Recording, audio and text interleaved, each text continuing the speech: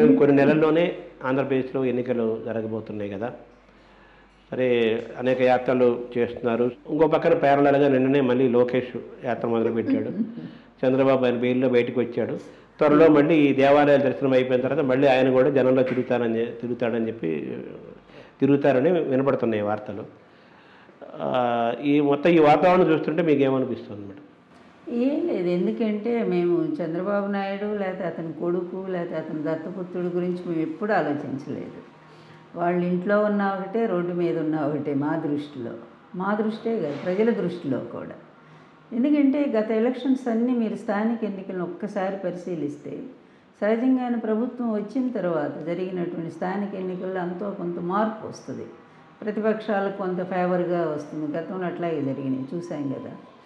అందువల్ల అట్లా చూస్తే లాస్ట్ ఎలక్షన్స్ వరకు, మొన్న బై ఎలక్షన్స్ కూడా వైకాపానే అత్యంత మెజారిటీతో గెలిచిందంటే అన్ని ఎన్నికల్లో కూడా దాదాపు 98% కూడా పంచాయతీలో రాగలిగిందంటే దాన్ని బట్టి ప్రజాభిమానం ఎట్లా ఉందనేది.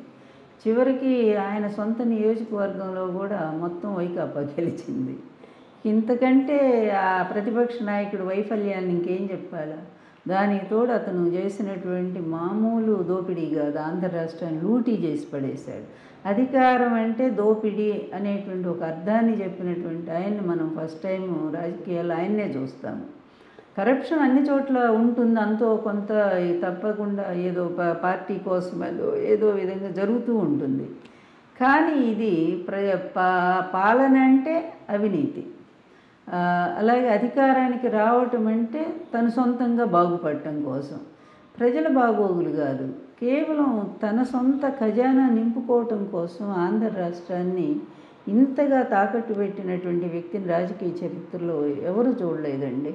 ఇతని జీవితం అంతా కూడా, ఇతని 14 సంవత్సరాల పరిపాలనా కాలం అంతా కూడా అతి దారుణమైనటువంటి అవినీతి, అతి దారుణమైనటువంటి దోపిడీ, ఆశ్రిత పక్షపాతం, కులతత్వం, అసలు ఏదైతే ఒక నాయకుడికి ఉండకూడదో అట్లాంటి పిచ్చి లక్షణాలన్నీ కూడా చంద్రబాబు నాయుడు గారికి ఉన్నాయి.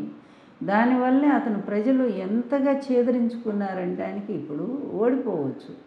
ఓడిపోయినా కూడా ఎన్టీఆర్ గారు కూడా ఓడిపోయారు 89లో. కానీ 91లో వచ్చినటువంటి పార్లమెంట్ ఎన్నికల్లో వరుసగా గెలుస్తూ వస్తూ ఉన్నారు.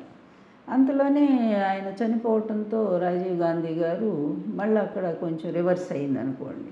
అంటే అంత వెంటనే ప్రజానాయకుడు అంటే అలా ఉండాలి. ఓడిపోయినా కూడా మళ్ళీ గెలుస్తామనేటువంటి ఒక ధైర్యము, ప్రజా విశ్వాసం కలిగి ఉండాలి. కానీ ఇతనంటే ఇప్పటికి కూడా ప్రజల్లో అభిమానమే లేదండి.